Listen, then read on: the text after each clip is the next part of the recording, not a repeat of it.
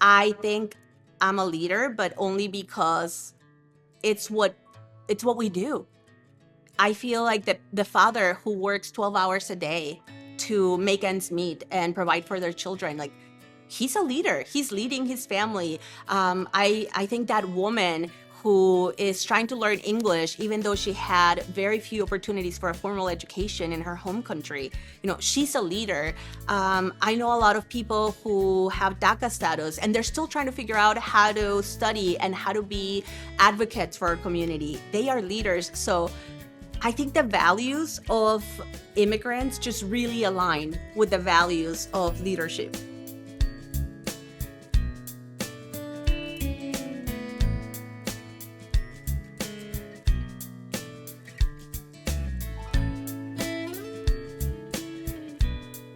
I was actually born in Chicago, so I'm an American, but I grew up in Mexico. My family moved to Mexico when I was very young, and then we came back to the US, to Minnesota specifically, when I was 11. And my experience was always revolving around being an entrepreneur. My parents were pioneers in that sense. They started a family restaurant when I was 11, and that was right when we moved to Minnesota. And we lived in the basement of that restaurant. There were 10 of us living there. And my life revolved around that little restaurant, working there as a waitress, as a dishwasher. And then as the Latino community grew, there was also a need for a money transfer service in our community. And my family started another location right next to the restaurant where we were doing money transfer services. And we were also offering other financial services to the community. And at the time, that meant bill pay services, phone cards, just services that were really needed in our community. And I grew up with that. I grew up offering those services to people, working as a cashier there, and just really seeing that these were needs that our community had. And after I went off to college, I realized that that's what I wanted to do. So I actually went and got my bachelor's degree in international business, and I got a master's in finance, but always with the idea that I wanted to remain an entrepreneur. I was blessed with the opportunity to live abroad. I lived in Italy and in Spain for 10 years, and I loved my time there. It was such an enriching experience. But there's nothing like home. There's nothing like being with the people who understand that struggle, who understand that resilience that comes from being an immigrant and from working really hard to achieve those goals and from creating something from scratch, which is what you do when you're an entrepreneur.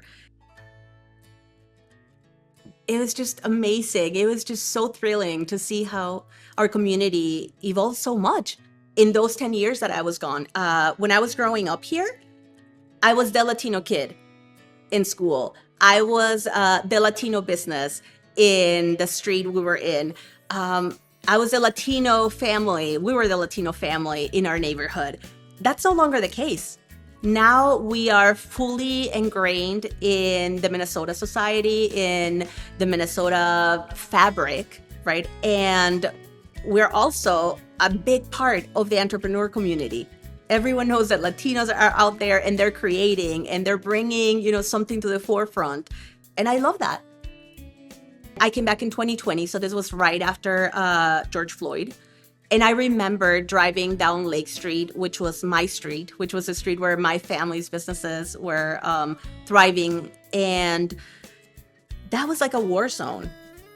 And I remember driving down that street, and a part of me wanted to cry because it just felt like so desolate.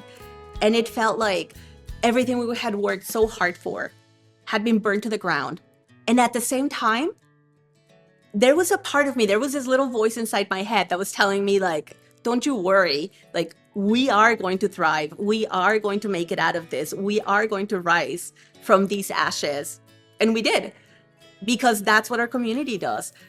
We believe in opportunity. We believe in hard work. We believe in thriving and striving to grow and to help those around us. I really believe that those are core values of Minnesotans, but I also think they're core values of our community. So what I would say to Minnesotans is we're one and the same. We're a match made in heaven. With the work that I'm doing, I genuinely feel I contribute to my community. I'm very involved in a nonprofit organization called Prepare and Prosper, where I do a lot of volunteer work and bring financial empowerment to our community. I also have a business that offers financial strategy creation and provides financial education to entrepreneurs in particular. And this is work that's necessary. This is something that provides growth, that provides a landscape where our community can thrive. So I feel very proud of bringing that in. We only have one life to live, so carpe diem. And I try to live by that every single day. My name is Aide Salgado, and I'm a Latino entrepreneur in Minnesota.